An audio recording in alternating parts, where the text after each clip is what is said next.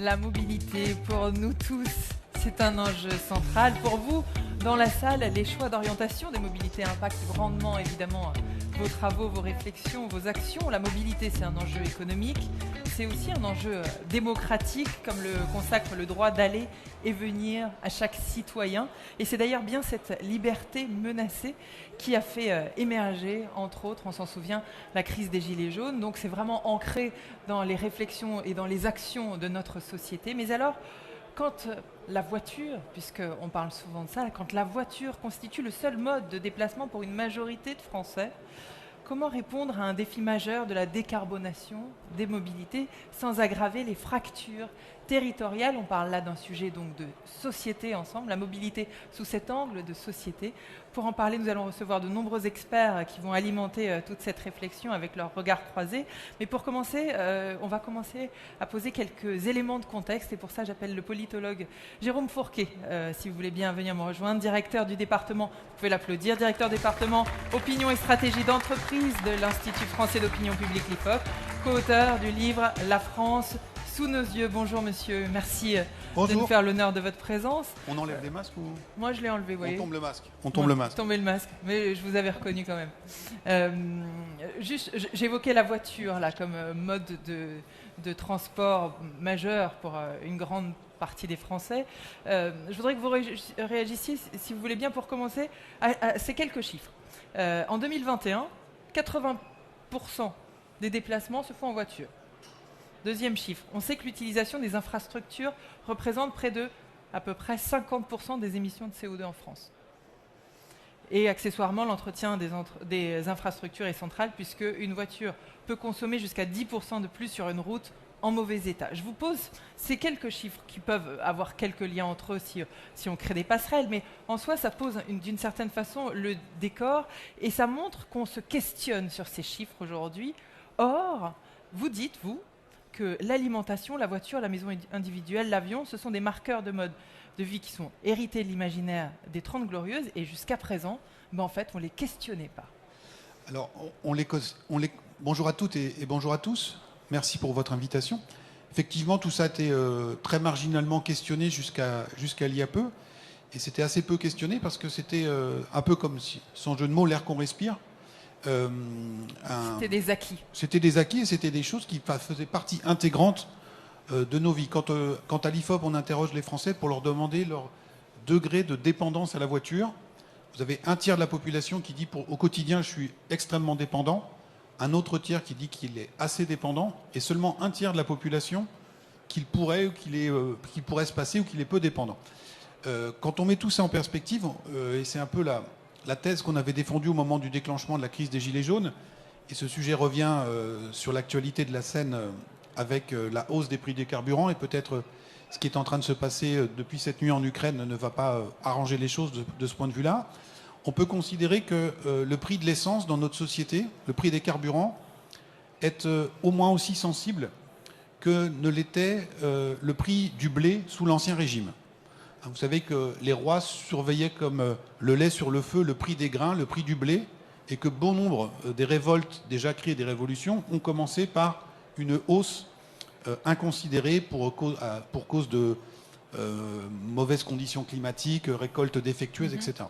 Et donc là, la crise des Gilets jaunes, c'était pareil. On a en France toute une société qui s'est organisée depuis les 30 Glorieuses autour de la route, autour des déplacements, ce que vous indiquiez tout à l'heure, le fait de pouvoir aller et venir, le terme même de voiture individuelle, hein, c'est un prolongement de l'individu, et donc la remise en cause de ces modes de vie touche énormément la population, et on est sur un point sensible. Si je reviens sur la crise des Gilets jaunes... Oui, mais si vous voulez bien, on va revenir sur la crise des Gilets jaunes. Oui, bien sûr. Juste quelques mois avant, les prémices de tout ça, ça avait été les 80 km/h. Absolument. Et donc c'est pour ça qu'on va en reparler aussi avec les autres intervenants qui vont nous rejoindre dans un instant. Mais je voudrais essayer de comprendre sur un plan un petit peu plus historique ce que vous décrivez très très bien. C'est-à-dire, depuis les 30 Glorieuses, on ne se posait pas la question. Aujourd'hui, il y a cette sensibilité parce que ça change vraiment le quotidien, les 80 km/h, le prix du carburant.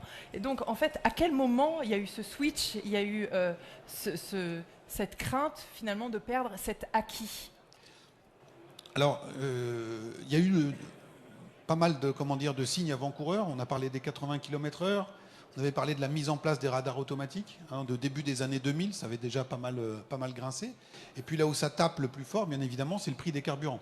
Donc à chaque hausse très forte, on est sur ce sujet-là.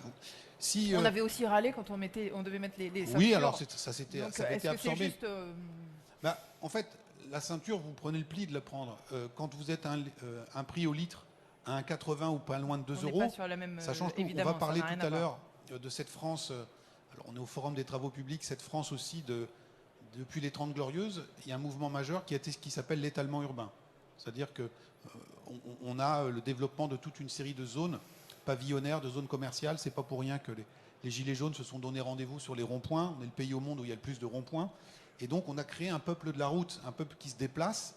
Et donc, encore une fois, on voit que la centralité du véhicule individuel, eh bien, aujourd'hui est difficilement dépassable. Et donc, les modèles qui restent à inventer, eh bien, vont quand même être assez complexes à élaborer parce qu'on a cet attachement qui est très fort. C'est à la fois un attachement symbolique, mais même dans le quotidien même de beaucoup de nos concitoyens, c'est complètement impossible de faire sans.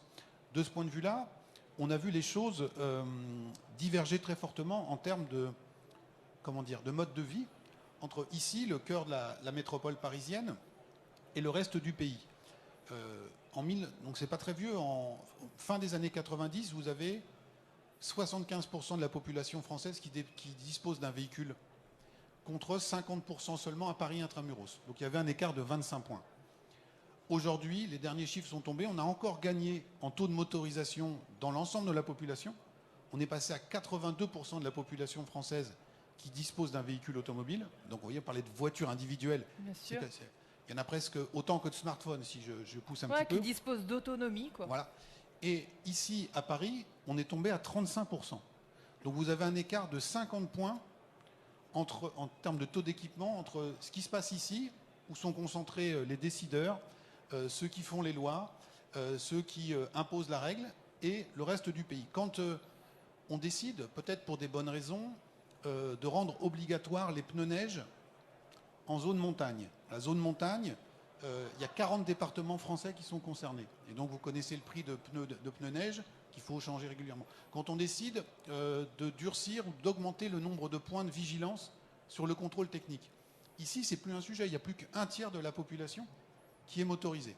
Dans le reste du pays, dans ce pays ce peuple de la voiture, c'est des vrais enjeux. Et donc il y a cette divergence qui est en train de se creuser. Vous voyez que les voies sur berge à Paris ont été rendues aux rollers, aux piétons, aux joggers, etc.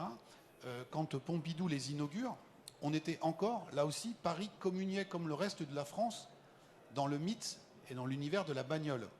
Vous avez sans doute vu un film du début des années 80 qui s'appelle Ciao Pantin, avec Coluche. Coluche, qui est le héros de ce film, qu'est-ce qu'il fait dans ce film comme boulot? Il est pompiste. Pompiste dans Paris intramuros. Il reste 100 stations essence à Paris. Et donc aujourd'hui, si on refaisait Ciao Pantin, c'est sûr que le scénariste prendrait un autre boulot pour le nouveau Coluche. Enfin, il y en a 100, mais il n'y en a bientôt plus, puisque de toute manière, ils sont en train de toutes les fermer, les stations. Voilà, donc vous voyez que tout ça diverge, alors que dans l'écrasante partie du pays, la voiture demeure un élément absolument central et incontournable. Donc ce qu'on entend au travers de ce que vous dites qui est passionnant, c'est que les choix de politique publique selon les territoires impactent forcément la façon dont on va chacun vivre, se sentir autonome ou pas dans notre quotidien, et impactent les choix de motorisation, de voiture ou de prendre des transports en commun, et donc ça impacte aussi notre portefeuille d'une certaine façon et nos contraintes.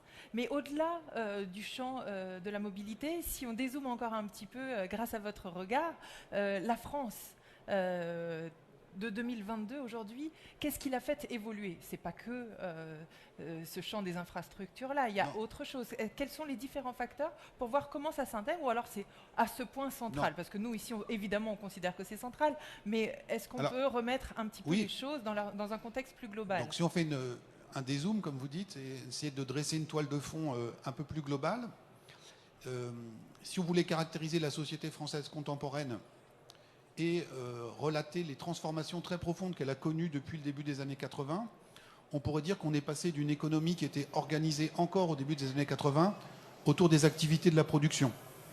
L'agriculture, l'industrie, sur nos littoraux, la pêche, a désormais une économie qui tourne, dans tous les sens du terme, d'abord et avant tout autour de la consommation, des tourismes et du loisir. Et donc tout ça a des conséquences tout à fait importantes, à la fois sur les classes sociales. Les catégories populaires n'ont pas disparu, mais elles ne font plus les mêmes boulots. L'ouvrier d'usine a été remplacé par le cariste ou le préparateur de commandes dans un entrepôt.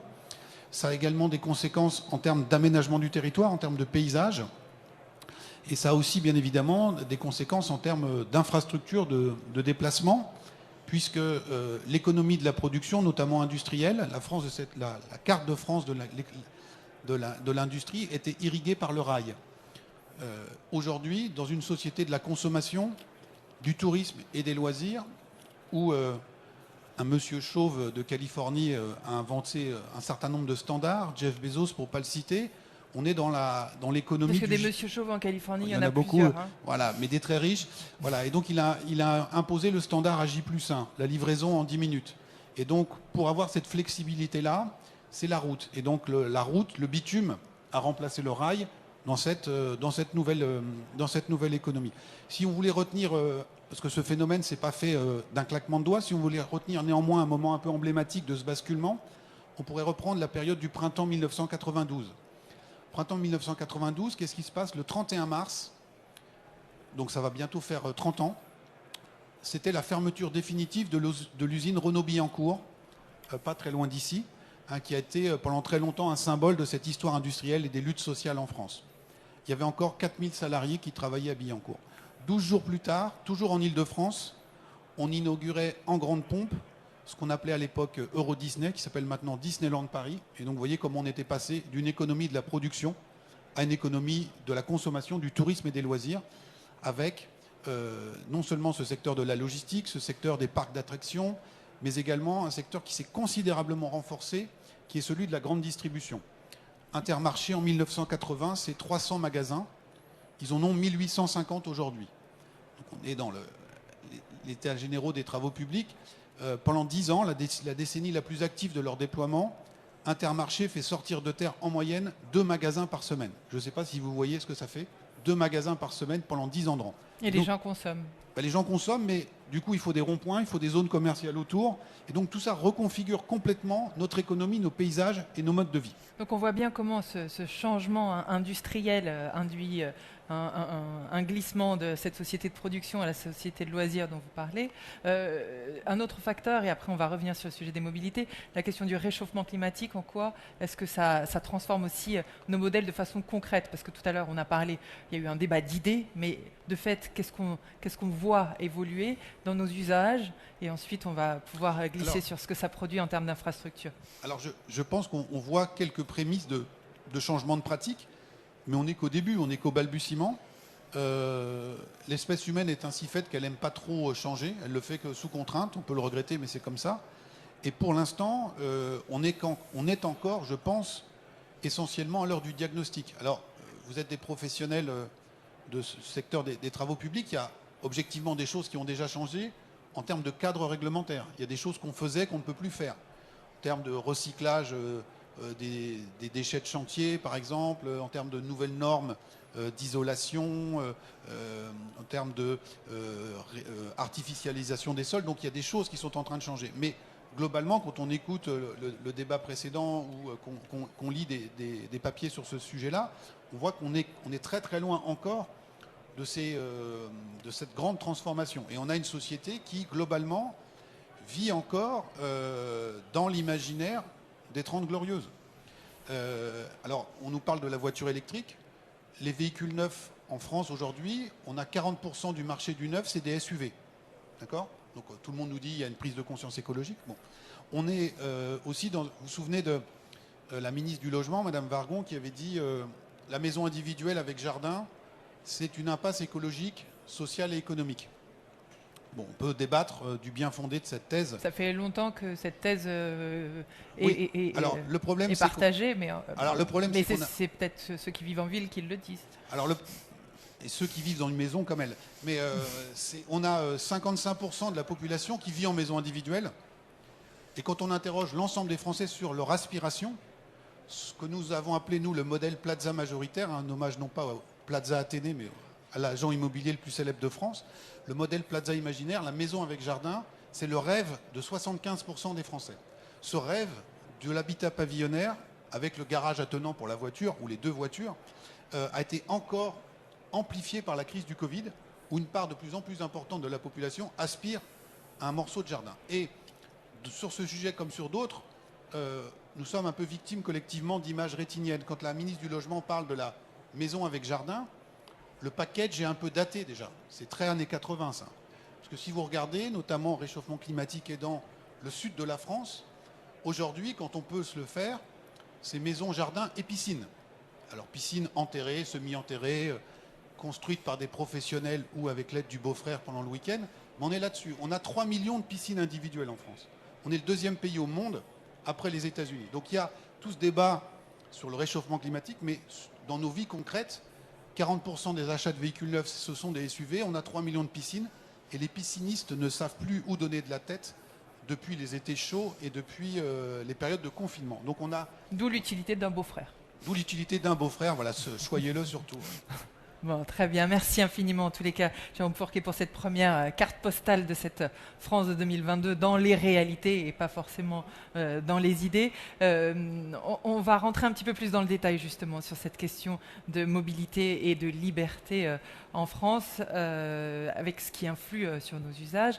Et pour en parler, j'appelle tout de suite donc l'historien des mobilités, Mathieu Flonneau, qui est spécialiste d'histoire urbaine. Merci monsieur de nous rejoindre.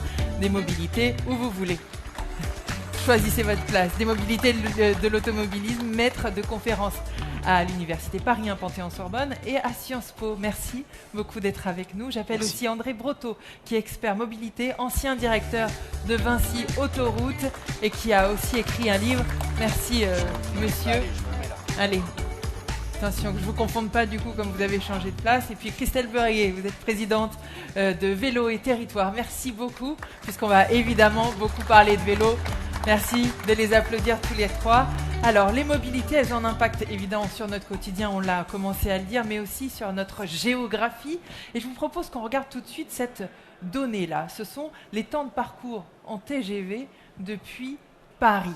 Regardez la carte de France telle qu'elle est et la carte de France selon les parcours qui relient les grandes villes ou les différentes villes à Paris, qui fait que finalement la carte n'a pas du tout la même allure. Qu'est-ce que ça veut dire ça à nos territoires qui sont les moins bien desservis? Les mobilités en France ont été aussi bousculées par la crise sanitaire, on en a parlé, mais alors nos territoires si mal desservis, qu'est-ce qu'on dit de l'impact de la mobilité sur notre quotidien dans la lignée de ce qu'on a commencé à dire? Mathieu Flonneau. Ben, le cadrage était passionnant parce qu'effectivement il y a des temps longs qu'il faut considérer et là le temps court du voyage TGV accélère ou donne l'impression d'accélérer une certaine partie des territoires, une certaine France. Et donc vous avez cette France utile, cette France qui est effectivement la plus performante, celle qui réussit, y compris la croissance écologique, puisque votre billet de TGV vous indique que vous faites des économies par rapport à la route. Et donc naturellement, il y a là une motivation supplémentaire à encourager cette France. Sauf que lorsque la loi d'orientation sur les mobilités était dictée, eh bien, on rappelle évidemment que les trains du quotidien ont été délaissés et qu'il y a un existant qui mérite d'être considéré avant de consacrer beaucoup d'argent, beaucoup d'argent à des éléphants blancs, des grands projets qui, pour les LGV, sont parfois porteurs de gains de temps qui sont dérisoires. Et donc de ce point de vue-là, cette France utile par rapport à la France des territoires qui persiste, résiste, existe et puis a même pris une certaine revanche pendant les confinements, comme on a tous pu le constater, eh bien, il y a un hiatus qui se crée, qui fait que beaucoup des porte-à-faux décrits par Jérôme Fourquet à l'instant avec talent, eh bien, sont un problème devant les prochains candidats au présidentiel. Ouais, ça accentue le pli. André Brotteau, votre réaction à tout ça? Oui. Vous m'entendez? Très bien. Oui, la carte que vous avez montrée illustre un peu que depuis des décennies, nos politiques de transport sont structurées sur deux types de déplacements. Rapprochez bien votre micro du menton. Les voyages et le programme de TGV que nous avons lancé, réussi et qui est un succès il y a une vingtaine d'années, montre ce que ça donne. Et puis, les mobilités du quotidien courte distance avec des métros, des tramways, etc. Or, le problème vient de ce que, après avoir structuré tous nos investissements et notre façon de comprendre la mobilité sur deux pôles, en fait, on n'a pas vu émerger une troisième classe de distance qui est intermédiaire entre ce qui se passe dans les petits points blancs de la carte et les gros bonds que l'on fait d'un point blanc à une autre, c'est-à-dire c'est les distances de quelques dizaines de kilomètres.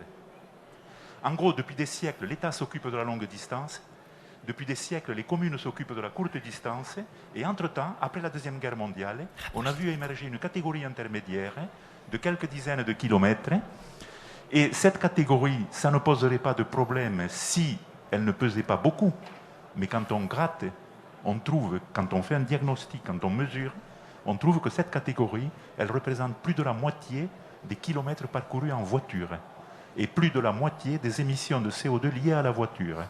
Or, le TGV n'est pas fait pour ça. Le tramway et le bus et le métro ne sont pas faits pour ça. Ils sont conçus et utilisés pour des déplacements de quelques kilomètres dans les petites taches blanches. Et le problème, il est entre les TGV et entre les petites taches blanches. Oui, Jérôme Fourquet. Oui, alors, moi je vais faire peut-être un commentaire un peu plus politique, puisque c'est ma... Vous êtes politologue après voilà, tout. je travaille à l'IFOP. Quand vous regardez cette carte, vous voyez que la couleur politique de la plupart des villes de France est quand même indexée à sa distance à Paris, non pas sa distance kilométrique, mais son temps de parcours. Le fait que toute une série de grandes métropoles soient basculées dans le giron des écologistes ces dernières années, c'est lié en partie au développement de la LGV. Regardez ce qui s'est passé à Bordeaux. Si vous prenez la LGV Ouest, Tours, Poitiers, Bordeaux, les trois villes sont à dominante écologiste. On peut prendre Strasbourg, on peut prendre Besançon. Marseille a basculé aussi. Marseille est desservie depuis une quinzaine d'années maintenant par une LGV. Alors, il n'y a pas de lien mécanique. Qu'est-ce qu'il y a derrière? C'est qu'il y a des changements de population. Comme vous l'avez indiqué, le TGV a été conçu pour le tourisme. Donc, on revient à cette économie touristique. Du loisir. Mais également essentiellement pris par ce qu'on appelle les CSP+, ou ce que l'essayiste David Goudart appelle les people from anywhere, ceux qui sont mobiles, ceux qui se déplacent et qui habitent dans le cœur de ces métropoles, en reliant sur une courte durée ces métropoles de province à l'univers parisien, on fait changer la sociologie, les mentalités dans ces villes.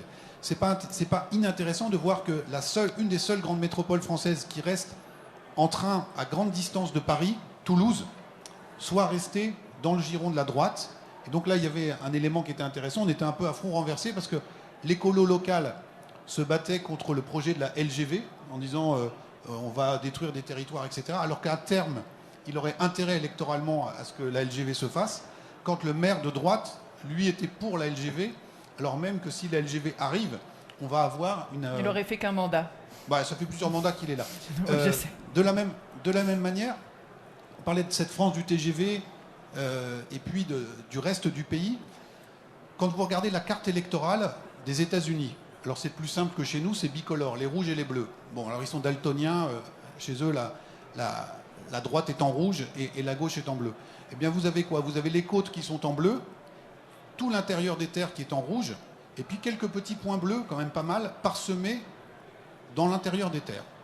Que sont ces points bleus? Ce sont les principales villes qui sont reliées par le réseau, non pas ferré aux États-Unis, mais par le réseau aérien. C'est la carte des aéroports.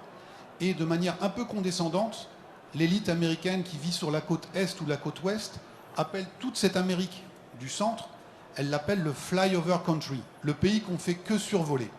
Eh bien, je pense que la France des Gilets jaunes, c'est pas le pays qu'on survole, c'est le pays qu'on traverse en TGV, qu'on voit défiler quand on part en week-end en Bretagne ou à Bordeaux ou à Biarritz depuis Paris ou depuis les grandes métropoles. Et donc ce rapport au territoire, ce rapport aussi à la distance, et vous le voyez, une dimension qui est de plus en plus politique en France, mais aussi à l'étranger. C'est absolument intéressant ce que vous dites. Vous vouliez réagir Mais c'était précisément pour évoquer la métaphore aérienne, parce que cette apesanteur qui se retrouve dans des chiffres politiques et dans des couleurs politiques dont il faut investir le débat, bien évidemment, cette apesanteur des somewhere contre les anywhere. Vous avez là une tension qui est majeure. Et l'imaginaire du TGV s'est construit sur la carlingue d'un avion. Et lorsque vous êtes au wagon-bar, ben, il est difficile de voir le paysage défiler parce que vous avez les structures portantes de la carlingue. Et donc vous êtes dans cet imaginaire qui fait qu'au travers des territoires que vous passez, vous ne les voyez pas.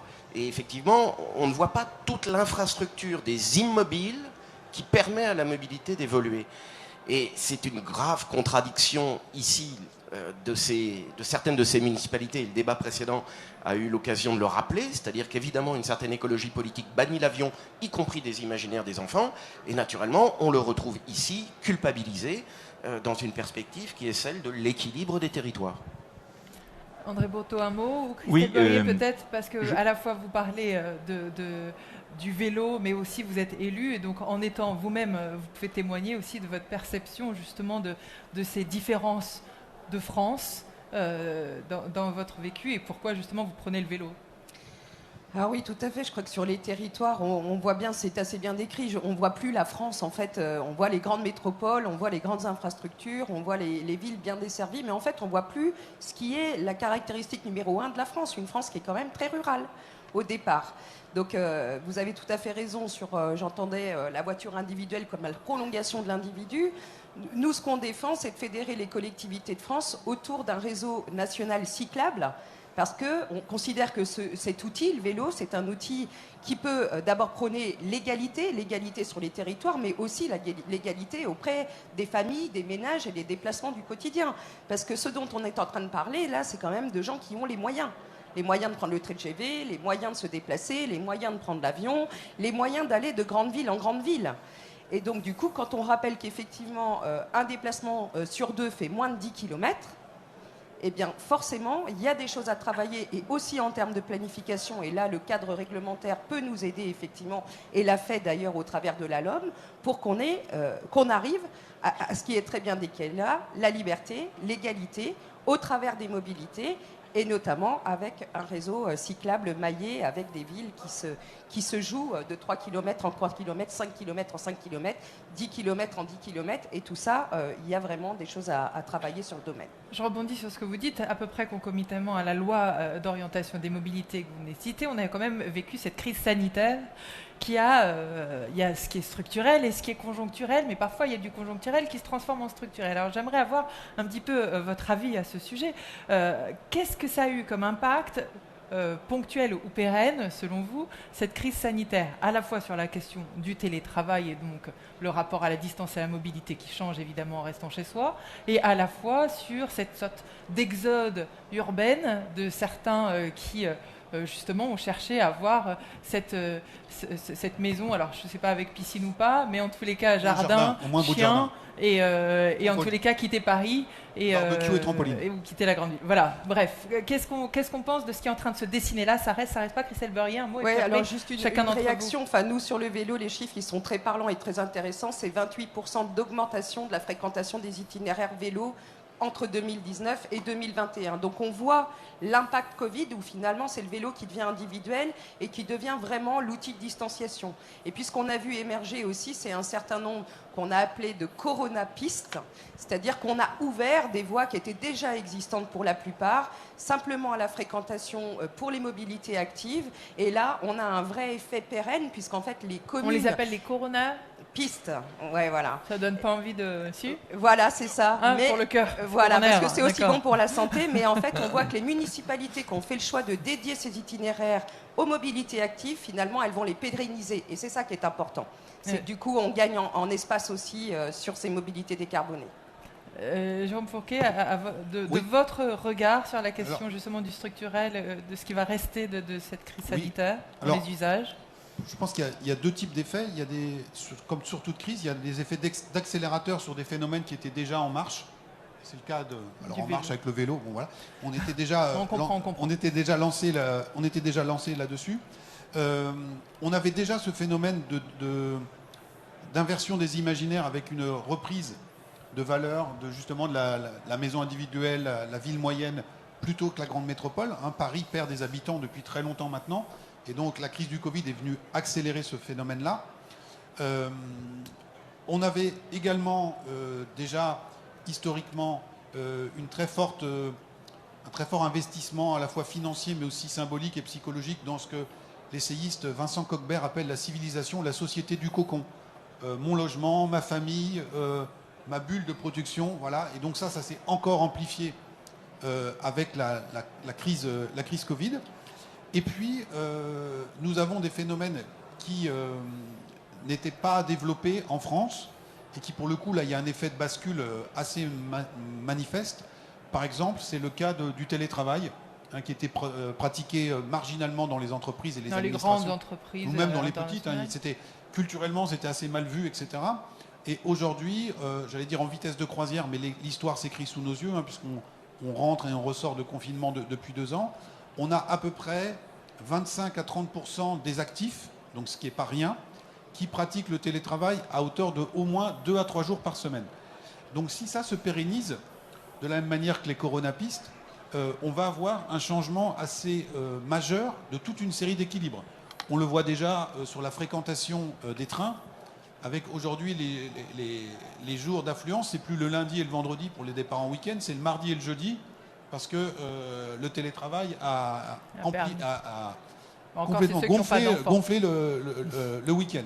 On voit également que un certain nombre de heures de transport, d'horaires de pointe, ont été décalées dans le temps. Donc il y a toutes ces évolutions.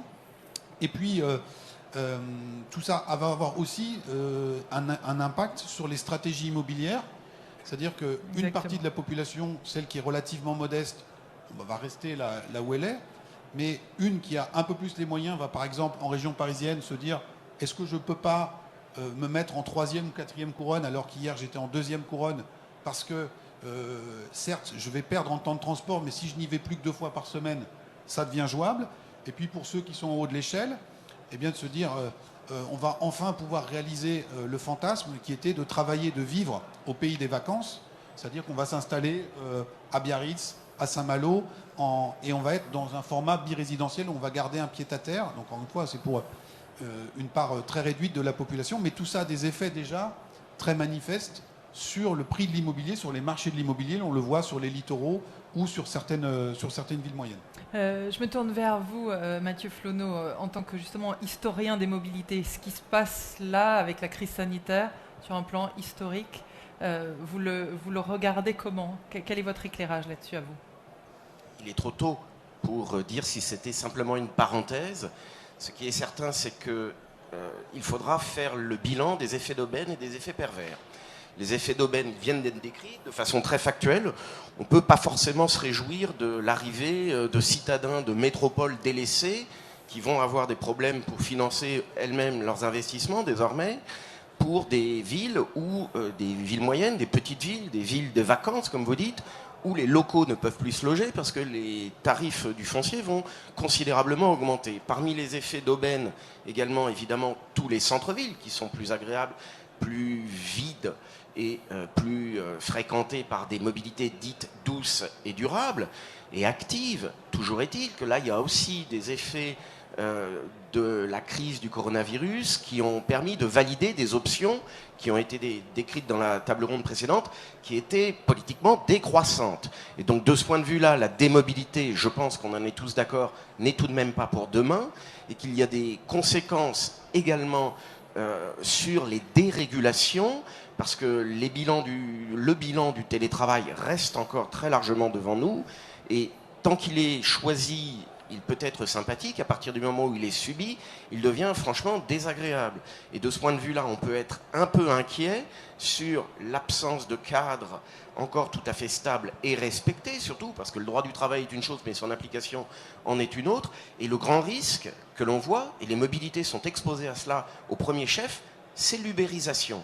Et donc cette ubérisation qui se voit dans les rues de Paris, mais dans les rues des grandes métropoles, elle n'est pas nécessairement souhaitable. Elle passe par des dérégulations de mobilité anciennes qui avaient des justificatifs, des justifications, des légitimités. Et donc là, on est quand même dans une quoi zone de elle fragilité. n'est pas souhaitable? Expliquez-nous ce qui dysfonctionne Ben, c'est dans qu'elle cette est forme d'ubérisation, puisque là, une fois qu'on a posé un peu les constats, en effet, de ce qui peut être conjoncturel et structurel, de fait, ce qui est intéressant, c'est de voir comment on modifie nos usages et comment ils sont modifiés. Elle Donc peut être celui très perverse. dont vous évoquez là, la question de l'ubérisation, qui est en effet une tendance qui émerge de ça, en quoi c'est pervers, justement, entre les effets pervers et les effets d'aubaine, comment vous déséquilibrez le sujet là? Ben, ce qui a été évoqué tout à l'heure, c'est évidemment le temps de livraison de 10 minutes désormais pour chaque produit, qui est un temps de livraison assuré très souvent par des vélos, formidable, mais pardon, par des esclaves à vélo.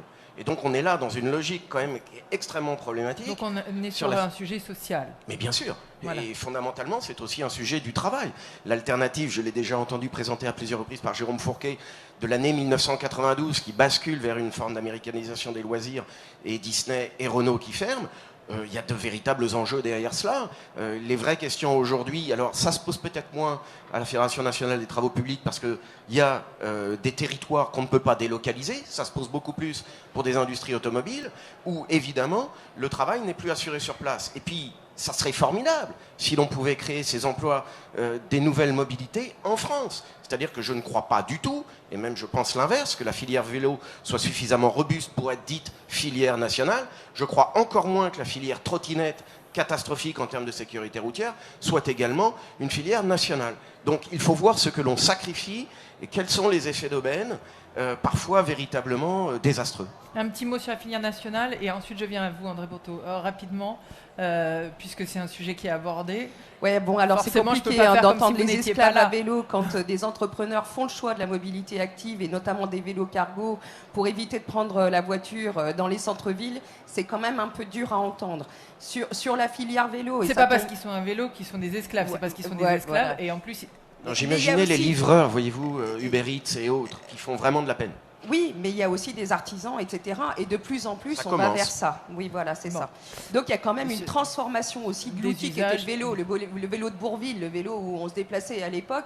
Il y a aussi une transformation par le vélo assistance électrique, etc. Et d'autres formes de vélos qui permettent aujourd'hui au vélo de s'adapter finalement. Sur la aux filière jeunes. nationale d'un Et mot sur la filière aujourd'hui. nationale, ça tombe bien puisqu'on vient juste de commencer, et notamment un député a mené une mission parlementaire, est allé interroger les entreprises de France.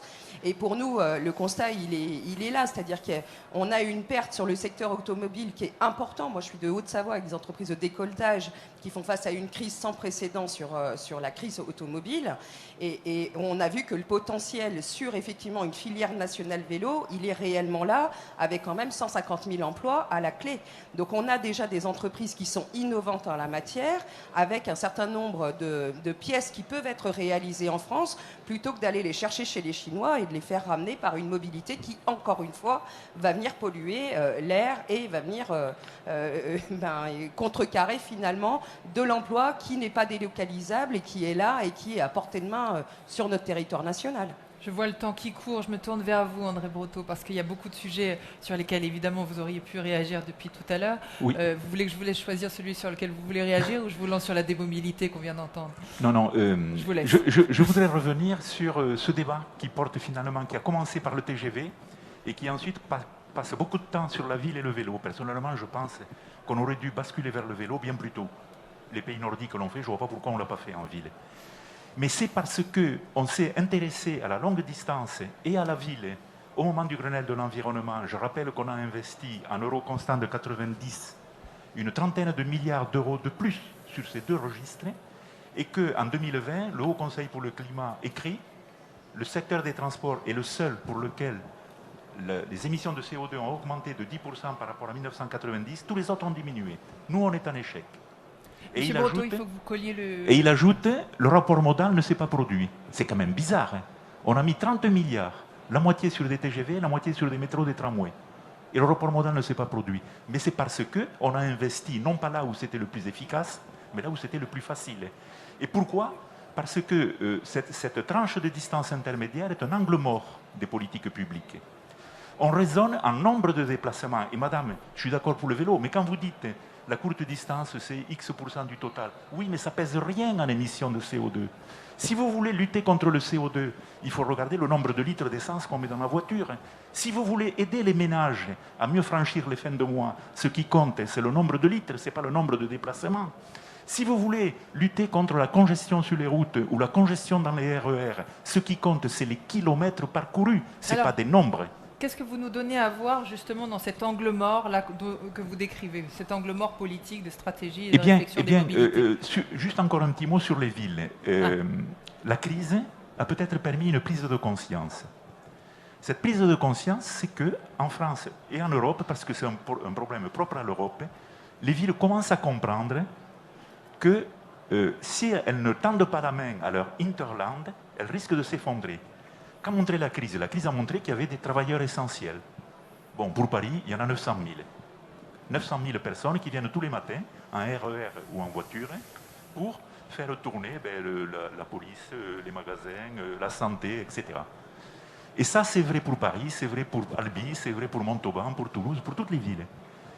Le phénomène de déconnexion entre les lieux de vie et les lieux où on va, soit pour travailler, soit pour les soins, soit pour aller à l'université ou au lycée, ce phénomène de déconnexion, il augmente, et avec la crise sanitaire, il risque de continuer à augmenter. Et ce phénomène-là, il ne concerne pas que le rural, il concerne les villes petites, il concerne les villes moyennes. Je l'ai vérifié sur 28 villes de la région Occitanie, entre 10 000 habitants et Toulouse, et il fonctionne aussi sur le rural. À Paris, il y a 1 100 000 actifs et 1 700 000 emplois. On pourrait imaginer que la ville des courtes distances, la ville du quart d'heure, est enfin atteinte. C'est-à-dire que ce 1 100 000 actifs vont trouver leur bonheur à Paris. Que nenni, un Parisien sur 3 va chercher son bonheur à l'extérieur. Et lui aussi, il fait 20 ou 30 kilomètres. Alors expliquez, si je comprends bien ce que vous dites, par rapport à cette problématique que vous posez là, évidemment le TGV ne peut pas y répondre et le vélo ne peut pas y répondre, c'est ça. Donc la réponse aujourd'hui, elle reste, vous qui êtes expert mobilité et qui était ancien directeur de Vinci Autoroute, elle reste un sujet lié à la voiture. Ouais. Alors là, ça y est, vous vous déshabillez. Quels sont les moyens de transport qui permettent de répondre à cette classe de distance? Vous avez la voiture, bien sûr, le TER. Alors, au sein de la voiture, je devrais ajouter le covoiturage et le car. Or, actuellement, les politiques que l'on observe, elles portent sur le développement du covoiturage et au-delà, le taux d'occupation, il faudrait qu'il augmente. Or, depuis 50 ans, il diminue. Et là, il faudrait qu'il augmente. Ça porte sur le vélo. Le vélo est très utile en ville et il faut le développer, c'est évident. Il y a des études, notamment de la région Île-de-France, pour faire un réseau d'autoroutes à vélo, en gros. Mais ça, pour aller faire 20 ou 30 km et avoir un transport de masse, ce n'est pas pour tout de suite. Bon. Donc, pour le moment, ça ne marchera pas dans un horizon court. Et puis le covoiturage, oui, il faut l'aider, mais on constate aussi qu'il y a un problème de comportement. Et finalement, ce qu'on observe, c'est que les États européens et en France fonctionnent par des aides. On va aider le covoiturage, on va aider le déploiement de la voiture électrique. C'est bien, je ne vais pas critiquer les aides. Mais en général, les aides devraient être des solutions de transition en attendant que les infrastructures soient adaptées pour favoriser le covoiturage, pour favoriser le vélo ou pour favoriser le déploiement du véhicule électrique. Et ces investissements, Route de France a fait une enquête, un benchmarking au niveau européen.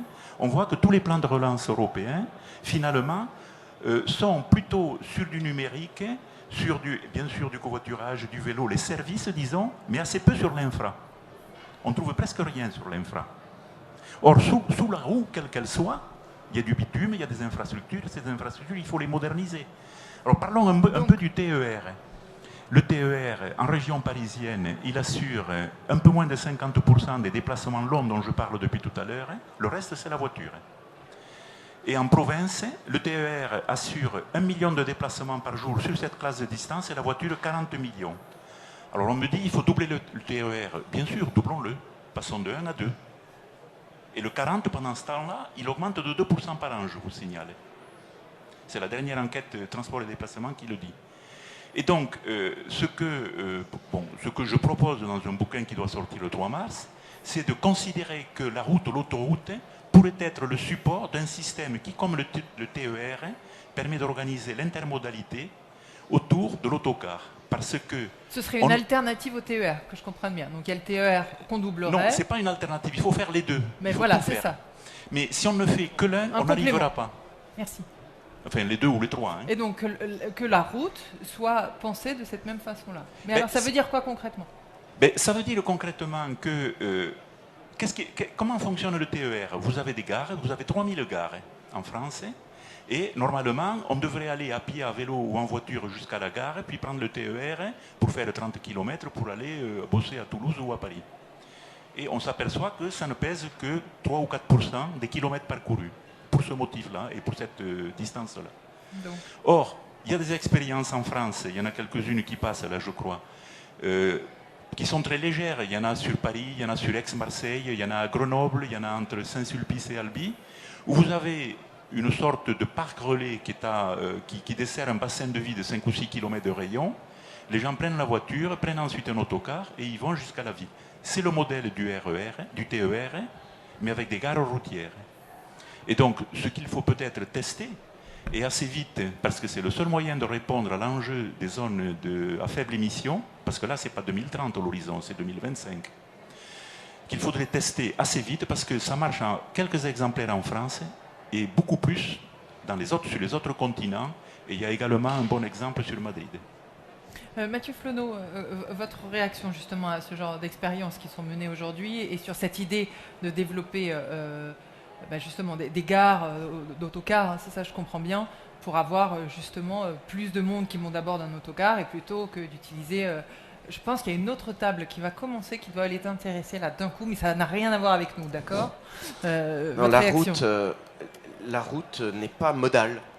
La route est une infrastructure qui peut être ouverte à beaucoup de modes de transport.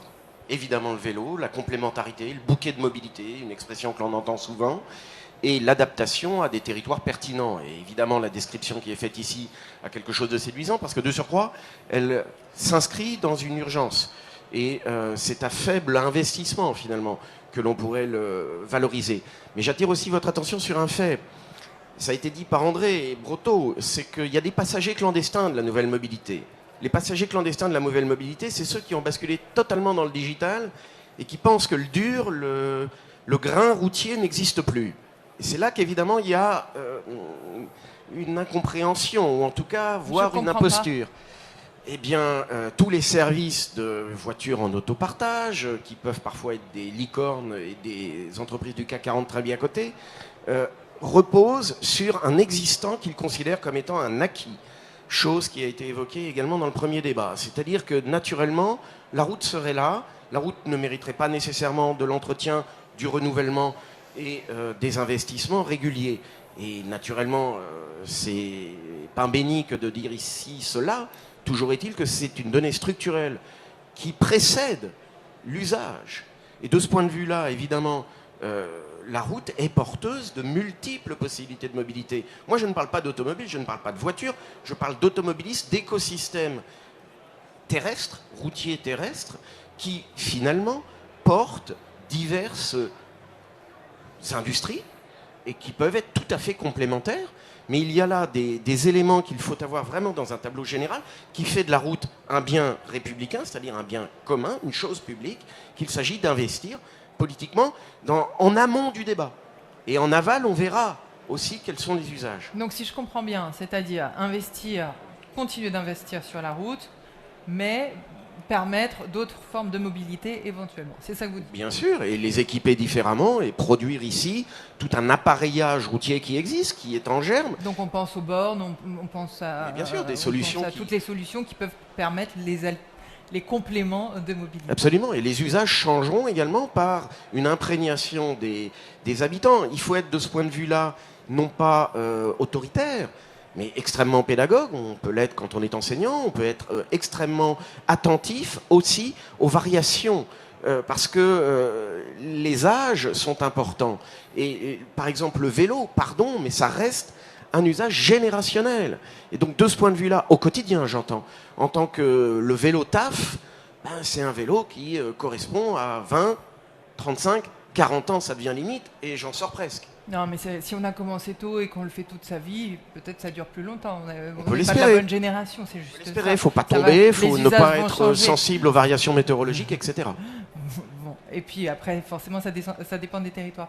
Je voudrais qu'on revienne à un sujet que vous avez rapidement évoqué au tout début, mais qui va rebondir aussi avec ce que vous disiez tout à l'heure, André Boto, c'est-à-dire on fonctionne d'une certaine façon aux aides, c'est-à-dire ça impulse un changement, un mouvement. Aujourd'hui, on parle énormément dans l'évolution de la voiture, de plein de formes, mais on parle surtout de la voiture électrique. Et je voudrais qu'on regarde très rapidement cette petite vidéo qui dit le rapport entre le rapport qu'entretiennent les Français avec la voiture électrique. On regarde ça et je voudrais qu'on réagisse après sur, en réalité, la voiture électrique, quel en est aujourd'hui son usage.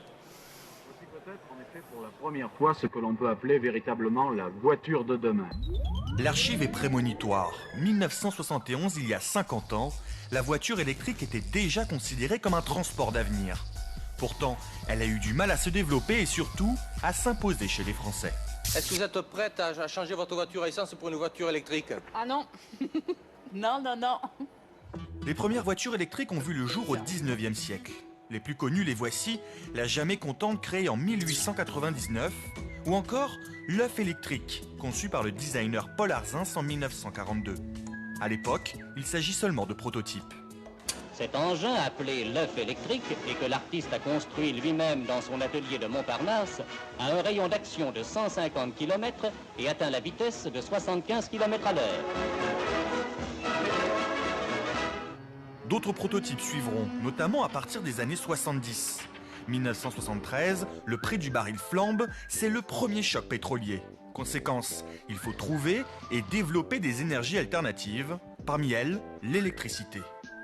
Peu de bruit, pas de pollution, c'est la voiture de l'avenir. En 1974, EDF prête des Renault 4L à la ville de Dijon. Là aussi, c'est une expérimentation. Seul le personnel municipal peut les conduire. Robert Poujade, alors ministre de l'Environnement, est présent pour l'occasion. L'avantage, il est double. D'abord, ce sont des voitures qui, vous le savez, ne polluent absolument pas. Il n'y a aucun dégagement de gaz polluants. Et d'autre part, vous avez pu le constater, ce sont des voitures exceptionnellement silencieuses. Mais la voiture électrique ne s'impose pas. Elle n'est toujours pas commercialisée. Trop lente, trop chère à produire par rapport aux autres véhicules, son autonomie est aussi limitée. Bref, les usagers la boudent. C'est abominablement cher et 80 km. Ensuite, vous avez combien d'heures de recharge? Une nuit. Une nuit de recharge pour 80 km, ça fait beaucoup. La voiture électrique se développe réellement à partir des années 2000. Mais là encore, c'est compliqué. Difficile pour les Français de remplacer les véhicules à essence, bien moins coûteux à l'achat. C'est un véhicule de riche, je dirais, qui peut arriver en deuxième ou troisième voiture, mais les gens modestes qui ont déjà des difficultés pour acheter un véhicule et qu'ils l'achètent d'occasion, je vois mal comment ils peuvent investir aujourd'hui, en état actuel des choses, dans une voiture électrique. Aujourd'hui, des aides existent pour acheter une voiture électrique. Même si elle reste minoritaire sur les routes, elle commence petit à petit à s'imposer. Un exemple, en 2021, 783 000 voitures électriques ont été vendues en Europe, soit près de 2 fois plus qu'en 2020.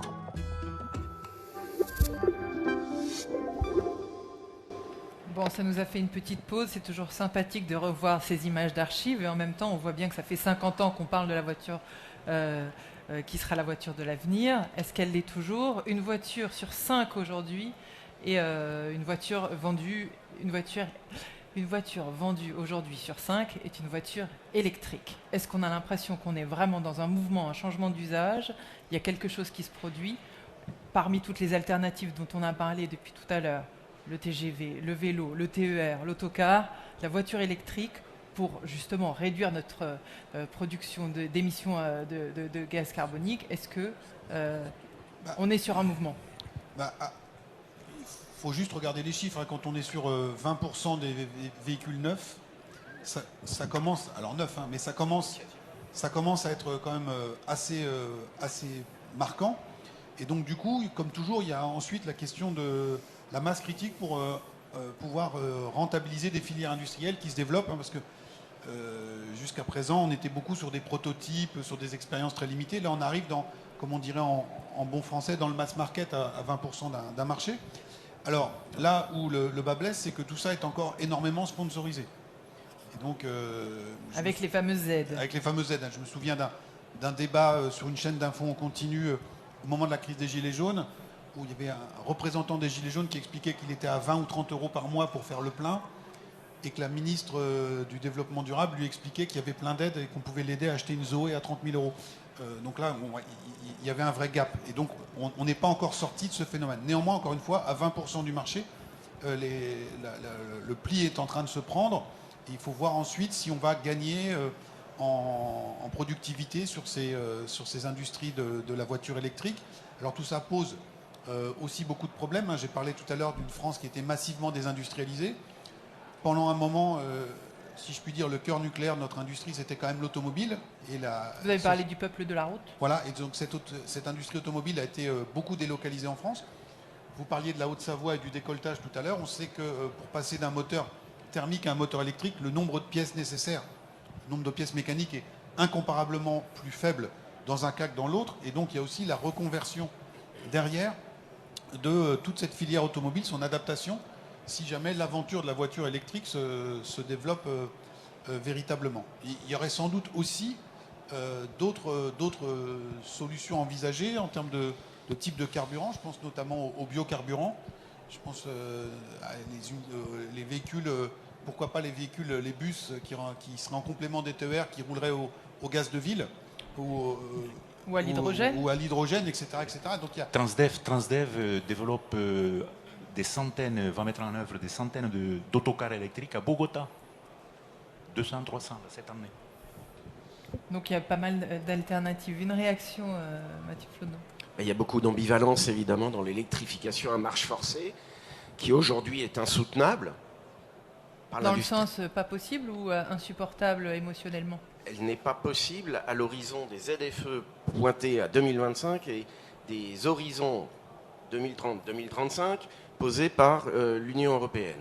Et donc nous sommes là devant quand même des avantages comparatifs que l'industrie automobile française, désormais internationalisée bien évidemment, et la plateforme de la filière automobile le rappelle, qui sont en passe d'être abandonnés, aux grandes dames d'un des grands constructeurs et de son grand dirigeant Carlos Tavares, qui a une position très lucide sur le sujet, qui réclame une neutralité technologique qui ne peut pas exister. Toujours est-il que le pli vers l'électrification fait courir aussi un risque social, un risque d'accessibilité à quelque chose qui était un lieu de mémoire heureux de la société française, c'est-à-dire que les couches moyennes de la société vont devoir probablement abandonner à court terme, ce type de transport. Et donc là, évidemment, c'est un choix civilisationnel qui se pose, c'est un choix qui impacte la vie privée, c'est un choix qui impacte des éléments qui sont, il y avait Luc Ferry, très tocquevillien pour le coup, parce que c'est une liberté qui avait été conquise, mais chez Tocqueville, la liberté est associée à la grande responsabilité. Alors évidemment, il ne s'agit pas de renacler devant la transition écologique qui est indispensable, mais il faut bien prendre tous les éléments de la transition en compte. Et donc la soutenabilité sociale, industrielle doit être mise en balance de la soutenabilité écologique. Et ce que je dis là, évidemment, la filière avec Mobiliance, avec la FIEV, avec d'autres grandes fédérations, en est très consciente. Mais il y a, à la fin des fins, une vraie ambiguïté pour la société française, et il faudrait que, après avoir désespéré Billancourt, on ne désespère pas tout simplement les centres de recherche français, et il faut vraiment investir sur ce qui est à haute capitalisation. André Boto. Oui, personnellement, je pense que la voiture électrique, c'est un coup parti. L'industrie automobile a basculé. Donc, pour moi, c'est un coup parti. C'est-à-dire que c'est acté. Hein? C'est acté. Le choix civilisationnel est déjà fait. Oui. Alors, je pense néanmoins que ça ne suffit pas. Mathieu rappelait, c'est pas l'horizon du véhicule électrique n'est pas en ligne avec le programme des ZFE. J'ajouterais que ça ne permet pas de régler un autre sujet qui est celui de la place de la voiture dans la ville. Qu'on le veuille ou non, la voiture a pris trop de place. Il faut céder de la place au vélo et à d'autres usages. Et ça, que la voiture soit électrique ou pas, ça ne marche pas. Donc il faut trouver d'autres options. Et c'est pour cela qu'on propose d'autres options à très court terme. Alors il y a un autre sujet aussi qu'il faudrait voir, c'est qu'il faut préparer le coup d'après. Actuellement, on aide l'achat de la voiture électrique, mais il faut bien comprendre que quand il y aura 10 ou 20% de voitures thermiques en moins, la taxe TIPP va baisser et que ça, c'est insoutenable. Donc l'État va être obligé de taxer ou le véhicule électrique ou la circulation. Donc on va retomber sur ce problème de coût, même si... Vous dites que c'est de toute manière la destinée de la voiture, elle est forcément de perdre de sa place, quoi qu'il en soit. C'est ça que vous dites. Et donc, le coup d'après, ça consiste à se dire que les aides vont se transformer en taxes au bout d'un certain temps et qu'à un moment donné, il faut réfléchir aux infrastructures. Je vais prendre un exemple tout bête. En Californie, à Los Angeles, tiens, qui est une partie de la Californie, ils ont un réseau de voies réservées qui fait 700 km. Et puis tout d'un coup, ils se sont dit, tiens, il faudrait favoriser le véhicule électrique. Réponse immédiate le lendemain, tarif divisé par 2 sur les voies réservées. Vous voyez à quoi ça sert les infras? Les infras, ça sert à orienter des comportements et à arrêter de donner des chèques. Donc je milite, moi, pour qu'on réfléchisse un petit peu au coup d'après, quel réseau voulons-nous, quel système de transport voulons-nous et comment allons-nous l'organiser. C'est vrai pour le vélo aussi. Si on veut faire des autoroutes à vélo, c'est un plan, hein, voilà, il faut planifier. Ce sera, si vous voulez bien, ce sera votre dernière intervention, parce qu'on arrive à la fin de cette table, et en tous les cas, sur ce que vous dites, sur cette réflexion, ces choix civilisationnels, cette réflexion sur le coup d'après, il est évident que plus que jamais, ce que disait Jérôme Fourquet, voilà, les 30 Glorieuses, on ne se posait pas de questions. Aujourd'hui, plus que jamais, tout le monde s'interroge. Ça ne veut pas dire que tout le monde trouve la réponse, mais en tous les cas, on est vraiment sur un changement de modèle évident.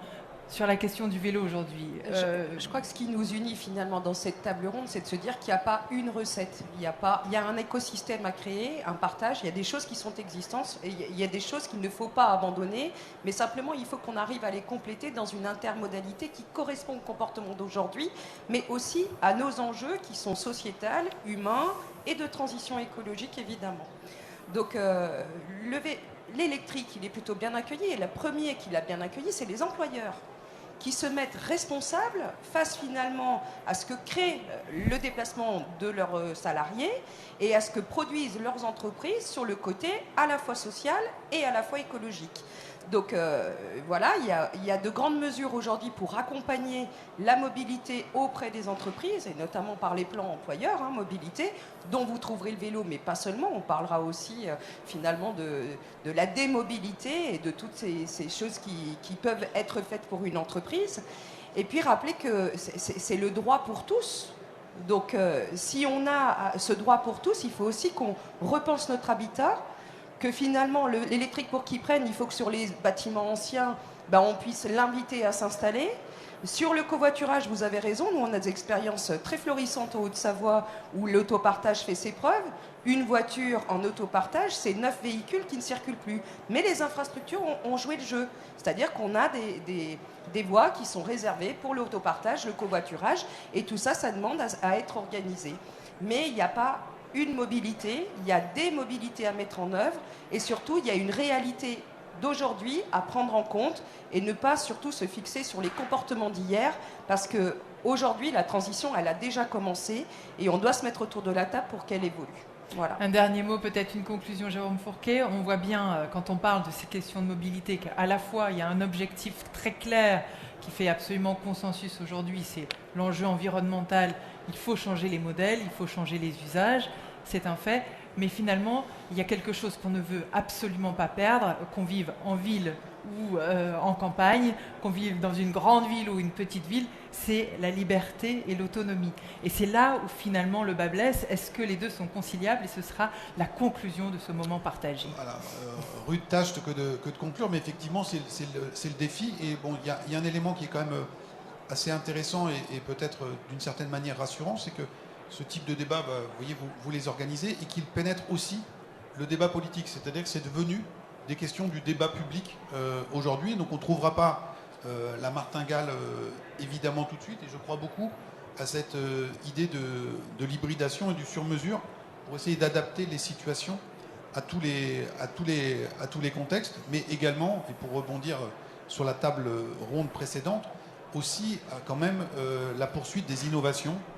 Par exemple, on a des groupes français qui s'appellent par exemple Air Liquide, et donc quid d'une filière de l'hydrogène par exemple, pour pas toutes les mobilités, mais pour certaines mobilités. Réfléchissons aussi parliez de la livraison. On est dans cette société de la logistique, du J+1, de livraison en 10 minutes.